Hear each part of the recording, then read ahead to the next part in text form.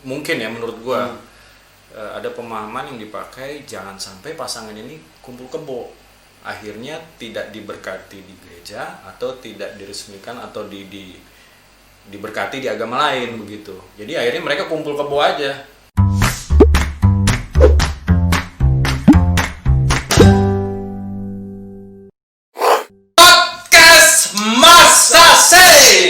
Kembali lagi dengan edisi kita yang berikutnya. Di sini sudah ada rekan saya Ari Siregar dan kemudian ada Bro James dengan tema kita lagi yang viral nih, lagi hangat-hangatnya nih Bro. Nah, kalau lo mau tahu sebenarnya kisahnya itu pokoknya ya cukup membuat keramaian lah. Cukup ramai. Nah, nanti kita coba obrolin, bahasin dari kacamata kita ya bro. Ini kacamata kita, jadi bukan kacamata, ini kacamata orang awam. Kacamata, jadi kalau teman-teman punya pandangan lain silakan langsung bisa komen di channel kita ya, di YouTube kita. Bisa melalui YouTube, kemudian juga untuk mendengarkannya di Spotify. Dan jangan lupa untuk like dan komen ya. Media sosial juga ada bang. Apa tuh? Di Instagram, Facebook juga ada, dan Twitter kita. Yes. Podcast Masasi. Nah, bro, banget sih bang. Nah, bro, ini supaya kita relax nih bro nih ya. Ini kan lagi viral nih bro. Apa tuh bang? Yang kasus sebuah kondisi mengesahkan pernikahan beda agama di dalam gereja, ya kan? Kalau gue nggak tahu bagaimana sisi pandangan lo berdua tentang hal ini, tapi yang jelas ini membuat sebuah keramaian. Ada yang pasti pro dan kontra muncul. Ini pro dan kontra muncul. Ini lo pas udah dengar kan? Pernah baca sekian. Pernah baca? Pernah dengar kejadiannya di mana tahu? Di Bandung. Tahu? Ini kayak sama kan? Salah satu gereja lah. Salah satu gereja ya, seperti itu. Nah, gue nggak tahu pro kontra, apakah kita menjadi bagian yang pro atau kita menjadi bagian yang kontra untuk case ini. Tapi yang jelas ini menarik bro. Ini menarik dari kacamata, mungkin karena kita orang awam nggak tahu juga. Nah, kalau beliau kan dari kacamata hukum ya, gue nggak tahu juga dari kacamata hukumnya seperti apa.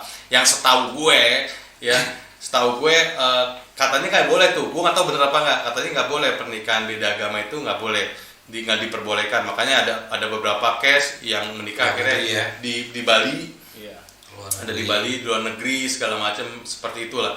Nah, ini sekarang kondisinya terjadi di sebuah gereja, sebuah kondisi, pokoknya gereja mengizinkan itu, yang notabene mungkin di tempat-tempat lain gue nggak tahu deh boleh apa enggaknya. Tapi setahu gue kalau misalnya Katolik boleh tuh. Katolik boleh. Tapi ada syarat tertentu yang harus dijalanin gitu loh. Kurang lebih seperti itu. Nah, menurut lo sendiri gimana bro? Pernikahan dengan beda keyakinan itu bro? By the way, bang, apa? Dia kebetulan sendiri tuh ya yang ngerasain sama nih kita lagi topik ini. Ya, betul kan? Kalau nggak salah bojomu kan? Bojomu ya kan, yang akhirnya istrinya tuh yang akhirnya ngikut lo ya sekarang ya? Bukan ngikut gua. Apa tuh? Ngikut Tuhan. Oh, ngikut Tuhan. Benar. Kita langsung ke memang orang yang sudah ngerasain kebetulan. Coba, iya benar. Berarti menurut lo sendiri gimana bro? Sebelum masuk ke situ kita harus tahu dulu bang, maksudnya ini kenapa sih orang itu, mereka pasangan ini kekeh gitu mau menikah beda agama. Kebelet mau pipis. Kebelet bisa juga ada case-case tertentu tuh yang mungkin MBA ya. Kita langsung cobain aja MBA vaccine, takut anaknya lahir tanpa orang tua gitu, yang dalam pernikahan seperti itu, bisa seperti itu. Atau memang benar-benar sama-sama cinta seperti itu. Cinta gitu, sama cinta, dan mereka tidak bisa dipisahkan gitu. Mereka meyakini bahwa mereka adalah couple yang sudah disatukan oleh Tuhan. Wow. Gue lebay gak sih coy? Ya seperti itu. Tapi menurut lo gimana bro? Kalau menurut gua pengalaman pribadi ya, gak bisa sih bang. Gak bisa, kenapa bro? Gak bisa, karena di dalam satu kapal itu nggak bisa ada dua nahkoda. Yang kapalnya harusnya tentunya nakodanya lo keles. Nggak bisa, ini kan kita bicara soal iman. Itu lo maksud Tuhan nakodanya siapa? Kan kepala keluarganya. Kepala keluarga. Mau berarti harus ngikutin suaminya dong gitu kan. Kan kan ada ungkapan dalam rumah tangga tuh yang jadi imam kan suami. Kan nggak mungkin kan imam sama yang diimamin, yang dipimpin, yang di itu beda. Oke. Jadi secara prinsip sih nggak bisa. Secara prinsip nggak bisa menurut lo ya. Jadi makanya kalau pengalaman gue itu putus nyambung ya udah kehitung kali ya mungkin. Yes. Gitu. Cuman gara-gara itu aja sih bang. Oke. Itu dari lo ya. Kalau dari gue sih jujur aja, gue selama pacaran pernah gue mengalami satu kondisi. Ya, gue jujur aja nih, pernah dalam satu kondisi mantan gue akhirnya bilang kayak begini ke gue. Bukan yang ini kan bang, bukan. Enggak, kalau ini kan iya mantan pacar kan. Kalau ini mantan pacar. Okay. Kalau yang ini dia sampai bilang, ayo kita ke Bali segala macam. Ke Bali. Di sana katanya boleh untuk berbeda seperti itu boleh. Cuman jujur aja gue dalam proses itu gue selalu bergumul berdoa. Bener nggak sih gue bilang gitu. Cuman ada satu hal yang membuat gue meyakini bahwa gue sendiri belum bener hidup gue. Pada saat itu gue merasa hidup gue belum bener. Kelakuan gue masih brengsek banget. Nah, dalam arti gini, kalau memang gue seperti brengsek kayak gini gitu ya, sampai sekarang pun gue masih brengsek sebenarnya. Cuman dalam arti gue, gimana gue bisa berbeda menjalankan ini, tapi nanti endingnya pasangan gue yang ngeliat gue gitu loh, ngeliat sesuatu figur, aduh damn, semakin bisa membenci gue gitu loh. Membenci bukan gue doang, kadang kebawa keyakinan yang gue percaya itu dibenci juga sama dia, menjadi batu sandungan juga gitu loh. Oh ternyata yang parahnya adalah mengeneralisir semua kondisi orang dengan keyakinan ini seperti itu yang mungkin akhirnya Tuhan memisahkan gue gitu loh. Buat gue itu jadi refleksi buat gue ya, itu bro jadi refleksi buat gue gitu. Nah kemudian gue nggak tahu paradigma atau sudut pandang yang mengatakan gue teringat juga nih bro yang tadi lu bilang latar belakang yang tadi lu bilang yang masalah MBA segala macamnya, salah satunya MBA. Gue teringat sama omongan dosen gue dulu, jangan sampai itu membuat suatu masalah baru. Oh gue ngerti bang, kadang ada orang tuh yang bilang untuk lepas dari masalah kita merit. Padahal kan nggak gitu bang. Yes. Justru mungkin selesai masalah ini ada masuk masalah ke rumah baru. tangga ada masalah baru lagi karena dipaksakan kondisinya. Kematangannya belum ada kan bro. Itu dosen gue keren, bener juga menurut gue, belum tentu itu menjadi sebuah solusi. Bahkan satu keyakinan aja, kalau misal terjadi kasusnya adalah MBA, ya kalau memang mereka ternyata memang gak cocok, memang suatu kejadian yang benar-benar apes, mereka hilaf, kemudian mereka akhirnya membuat anak dan hasilnya anaknya ada, terus mereka dipaksakan menikah, belum tentu hasilnya baik juga gitu loh. Ini jadi sebuah pertimbangan sih buat gue. Nah yang menariknya kita tanya menurut teman kita nih, berdasarkan hukumnya gimana bro? Hukumnya sendiri sebetulnya di Indonesia itu sampai hari ini ada 3 sebetulnya. Ini 3 apa nih? 3 dasar. 3 dasar pemikiran perkawinan. Oke. Ini bukan ABC 3 dasar. Bukan. Artinya kalau ketika kita bicaranya perkawinan, berarti kita bicaranya sah, resmi dan diakui. Sah menurut negara, resmi menurut agama, diakui menurut adat. Itu dulu yang kita namanya perkawinan. Kalau menurut aku ya, tiga hal ini harus kita akuin dulu. Kita coba pahamin dulu bahwa memang di undang-undang kita itu, di hukum kita yang sekarang ini itu di produk hukumnya tahun 1974. Lo kebayang kan produk 1974 itu produknya zamannya Belanda. Enggak juga. 32 tahun Oh, itu siapa yang berkuasa kan? Lupakan aja itu. Intinya yang gue mau bahas adalah banyak konflik kepentingan yang terjadi di dalam situ untuk sampai munculnya yes. peraturan ini ya. Oke, undang-undangnya jelas. Artinya di dalam undang-undang itu di tahun 74 itu sendiri dia tidak secara jelas mengatakan bahwa boleh apa tidak, tetapi di pasal 2-nya seingat aku ya, dia mengatakan semua pernikahan beda agama tuh ya jadi ujung-ujungnya adalah berdasarkan hukum agamanya gitu loh. Maksudnya gimana? Jadi undang-undang kita itu sendiri tidak ada yang bilang boleh atau tidak gitu. Tapi di undang-undang itu bunyi pasalnya salah satunya itu tergantung dari hukum agamanya sendiri. Gitu. Balik lagi ke agamanya. Balik hukum agamanya itu. Ya hukum agama ya balik lagi, mana ada ya istilahnya. Iya yang lu agama A ya pasti harus ngikut A kan, pemberkata. Ya lu ngikut B diberkahi apa diberkahi di mana kan gitu. Itu tetapi memang ada yang namanya dulu Impres tahun 1990 kalau seingatku.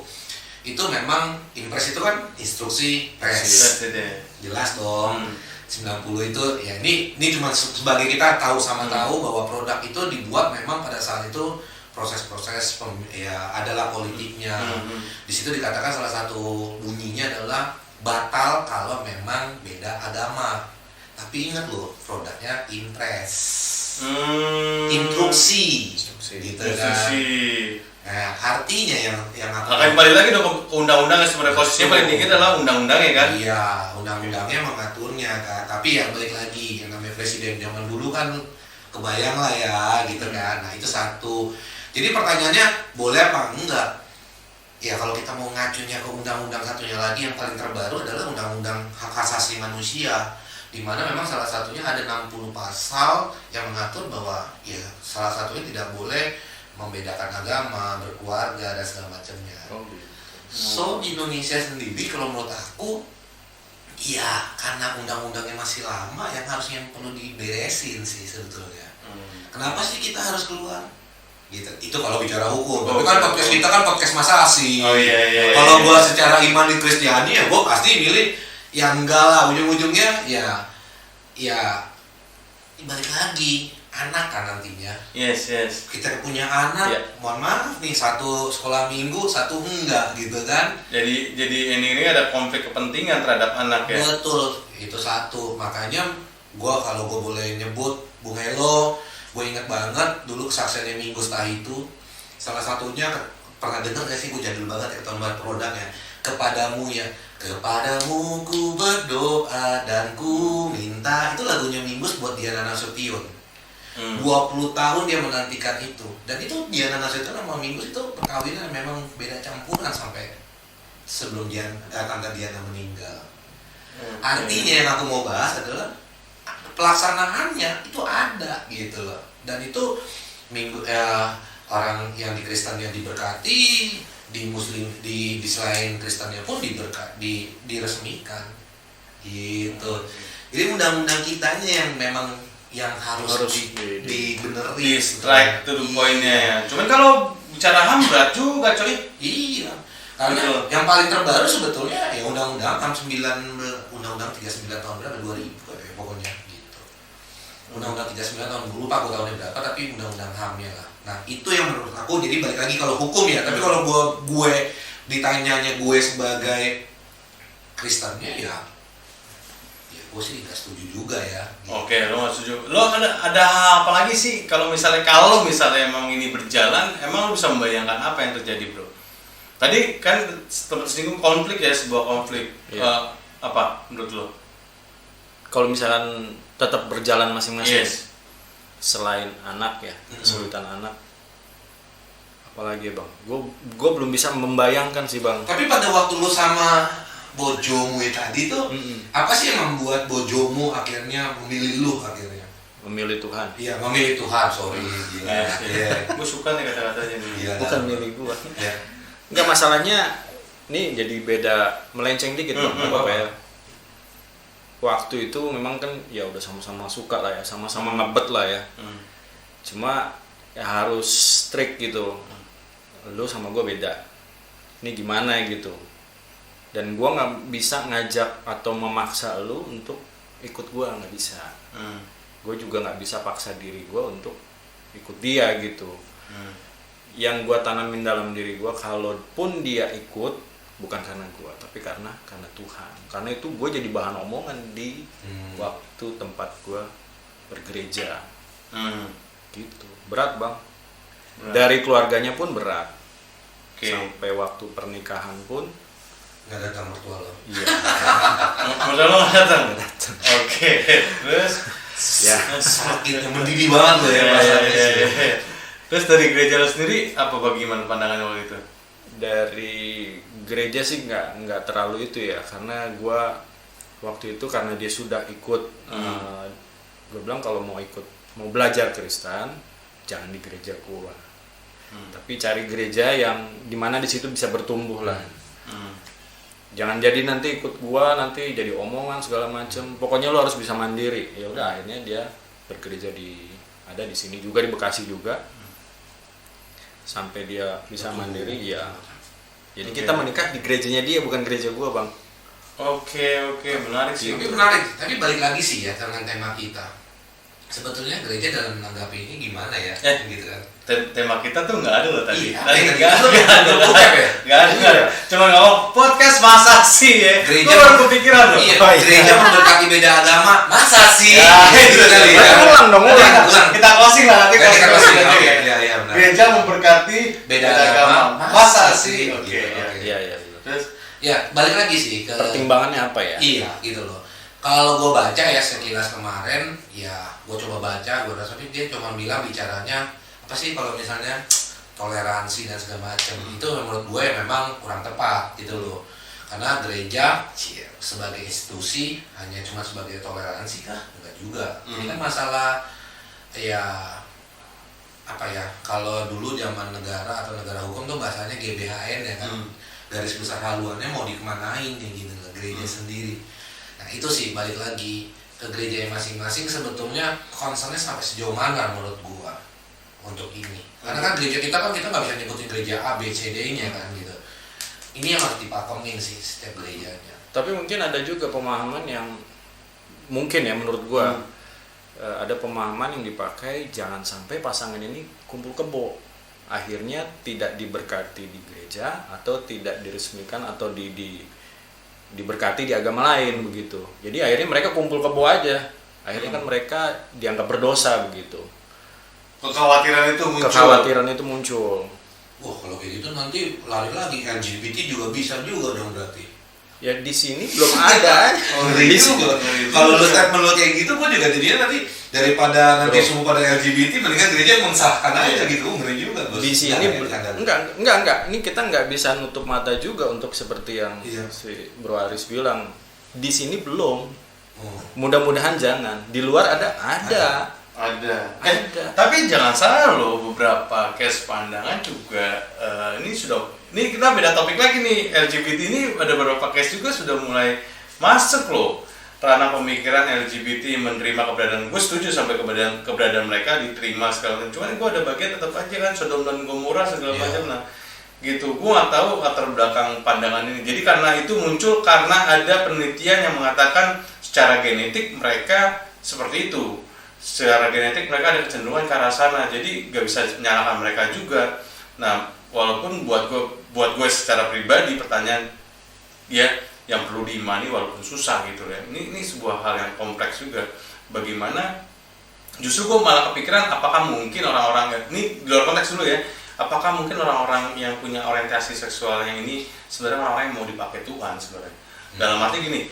Orang-orang yang berpakai Tuhan ketika dia bisa berserah secara genetik dia ke A nih orientasinya sesatu gender secara genetik ya risetnya kan seperti itu kan ketika dia berserah kepada Tuhan apakah genetik yang tadinya A bisa jadi kembali back to normal. Kalau misalnya itu terjadi berarti kan ada kuasa Tuhan di situ dan orang-orang ini sebenarnya bisa dipakai juga buat kesaksian. Tapi jangan sampai mendiskreditkan mereka juga, itu juga nggak tepat juga menurut gue. Akhirnya dijauhkan, diasingkan ketika gereja melihat itu diasingkan. Gue nggak setuju pada bagian itu. Tapi bukan berarti juga putus asa menurut gue. Putus asa. Mungkin dari orang-orang ini bisa dipakai untuk karya Tuhan itu sebesar apa sih karya Tuhan. Nah, kembali lagi ke dalam pernikahan. Pertanyaan gue sih simple. Apakah pada saat itu ada sebuah opsional, coba lo bergumul. Bahkan juga sebuah pergumulan, lo coba bawa dalam doa, lo imani dan lo amini, mungkinkah di pasangan gue tunda 1 tahun? Tahu maksud gue? Kebayang nggak lo? Untuk pasangan ini, misalnya, Pak, saya mau merit, pasangan saya beda. Kemudian, misalnya si laki gue, misalnya gue pasangan gue beda. Terusnya pendeta atau siapapun itu ya di gereja tertentu, karena kita Kristen biasa pendeta kan ngomong ke gue, Rick, coba deh lo tunggu setahun lo sambil bergumul dalam doa, lo puasa, kemudian lo hidup kudus seperti apa, ya kan? Coba pengen tahu Tuhan mau jawab apa? Apakah ada opsional itu? Harusnya ada, Bang. Hah? Harusnya ada. Kalau menurut gue sih idealnya seperti itu, diberlakukan seperti itu selama 1 tahun 6 bulan atau 1 tahun, sanggup gak? Gitu loh. Kan istilahnya kalau kayak kita di Kristen kan ada katekisasi, kan hampir sama seperti itu. Kita diberikan waktu untuk belajar, mengerti. Belajar bro, tapi belajar ya. Tapi itu brengsek masih tetap jalan loh bro. Jangan salah bro. Iya. Ya itu kan udah balik ke itu pribadi masing-masing kan. Tapi gue seru sih nih, gue nangkap ini. Jadi gue lagi kebayang ya pada gereja itu sendiri yang memberkati, apakah ada dilakukan katekisasi ya? Itu juga pasti ada. Beda, walaupun ada pendampingan. Seandainya gua nih ya bang, seandainya gua ini nggak tahu mungkin yang mengikuti apa dia cuek atau bagaimana. Seandainya gua married, cuman gua non Kristen dan gua harus mengikuti pemberkatan di gereja tersebut secara pribadi ya. Amit-amit lah. Artinya aduh jangan sampai lah. Aduh bagaimana ya, di dalam hati tuh bergejolak gitu. Kira-kira bisa diterima nggak sih? Bisa diterima nggak sih? Iya. Secara pribadi ya. Oke. Pembinaan katekisasi segala macam pernikahan kita kan cuma berapa bulan bro? Cuma berapa kali pertemuan, bener nggak? Maksud gue gini. Ngomong punya katekisasi. Sekarang katekisasi. Nah, sekarang gue pertanyaan. Lu selama katekisasi ingat gak pelajaran yang lu dapat?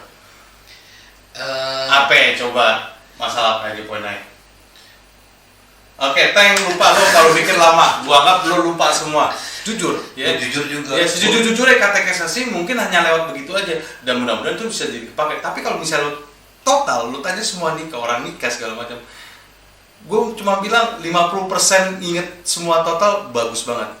50% dari populasi yang mengingat bahwa isi katekisasi apa, 50% itu tuh luar biasa. Ya. Gue mungkin cuma 10% doang bro dari total populasi yang menikah secara gereja Kristen mengikuti katekisasi, 10% doang yang ingat apa yang dipelajarin. Saya nggak mau gue. Percaya lah. Pertanyaannya gue, apakah ada opsional itu sebagai seorang pemuka agama? Coba lo renungin selama 1 tahun, hidup lo kudus. Lo kalau perlu puasa Senin Kamis untuk menjawab Tuhan, apakah memang pasangan lo itu yang menjadi yang Tuhan kirimkan buat udah Pak Pendeta, udah. Dia memang udah semuanya gitu. Segalanya buat gue. Nah, kalau kayak gitu gue udah berat. Kalau memang udah seperti itu, memang jawabannya Tuhan seperti itu, gue nggak tahu juga, gue nggak bisa memutuskan.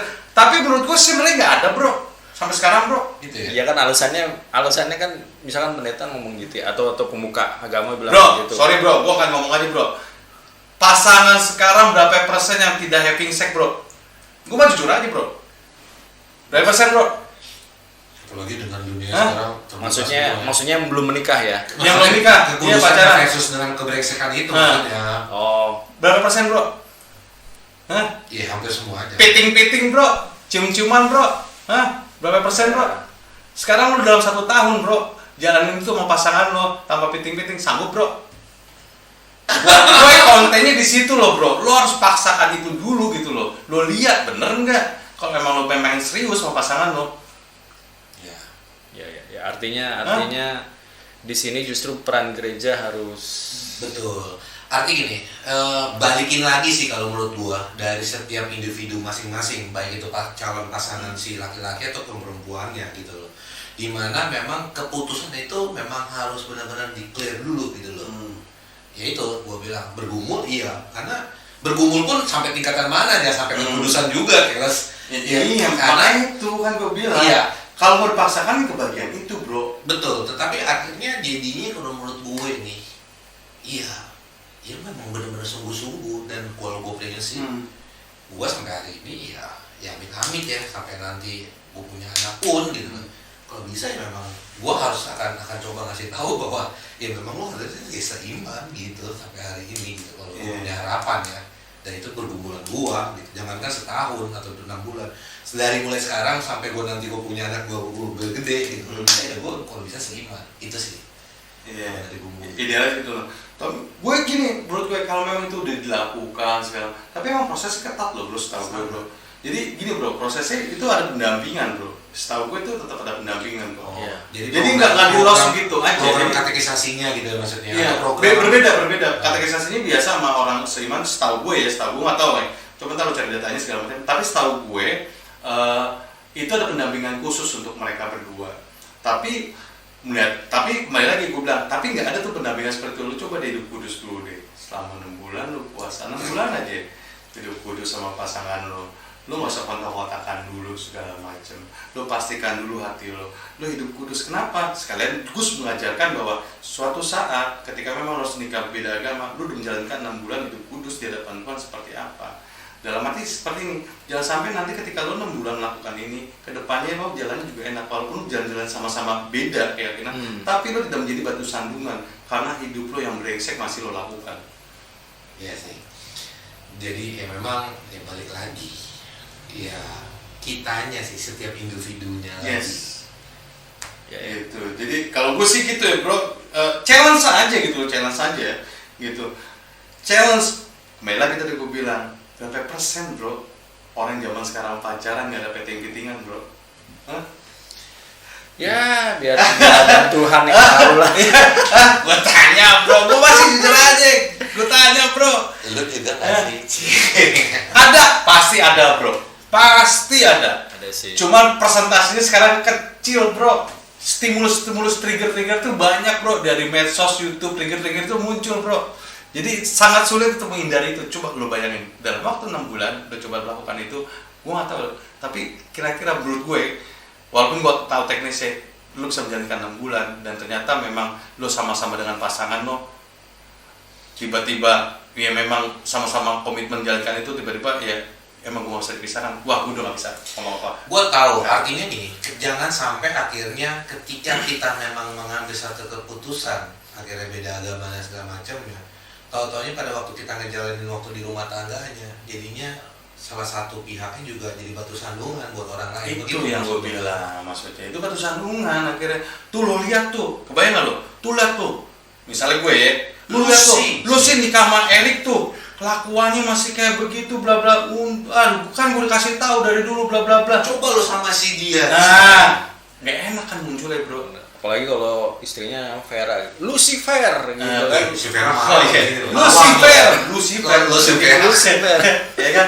Lo kebayang gak? Image itu kalau muncul tuh ya begitu jadinya bro. Ya. Nah, pertanyaan berikutnya, kalau mereka ada konflik mau pakai apa cara penyelesaiannya? Iya. Oke, kalau kita yang sama enak bro, tinggal datang ke pendeta, kelar, bisa nerima dua-duanya berdasarkan firman Tuhan yang kita percaya amini secara Kristen. Kalau beda mau pakai siapa? Kesono, kesini, walaupun mungkin ada yang bilang beda-beda tipis kok sama. Artinya kita yang udah satu keyakinan, nah konsultasi ketika ada konflik gitu loh bro. Berumah tangga pun idealnya sih seperti itu, tapi gue nggak tahu, mungkin ini ada pertimbangan khusus kali bro. Kurang lebih mungkin mereka ada pertimbangan khusus, ada persiapan dulu untuk mereka sehingga akhirnya itu boleh disahkan. Tapi kembali kalau secara pribadi gue mengatakan gue kurang serp dengan adanya seperti itu. Kalau bisa seiman, kenapa enggak gitu loh, supaya lebih enak lah dan tidak ada konflik kepentingan. Pemecahan konflik bisa di satu arah, satu rujukan, yaitu berdasarkan agama tertentu, agama yang dianut satu bagian gitu. Itu yang pertama. Yang kedua, kemudian yang ketiga pastinya itu dia tidak ada batu sandungan kalau misalnya akhirnya terjadi konflik-konflik. Tidak ada menuduh lo sih ngikut dia, lo sih jadinya begini. Akhirnya yang muncul di luar ketika lo nikah dengan tuh jadinya kayak begitu tuh, lihat tuh berantakan bla bla. Gue nggak mau tuh muncul statement itu, karena orang Indonesia punya kebiasaan mengeneralisir semua case menjadi satu case untuk semua case, padahal mereka tidak tahu konflik masalahnya apa dalam keluarga tersebut. Itulah dia podcast kita yang judul apa tadi bro? Memberkati beda gimana? Gereja memberkati beda agama. Masase. Jangan lupa like, komen, dan subscribe.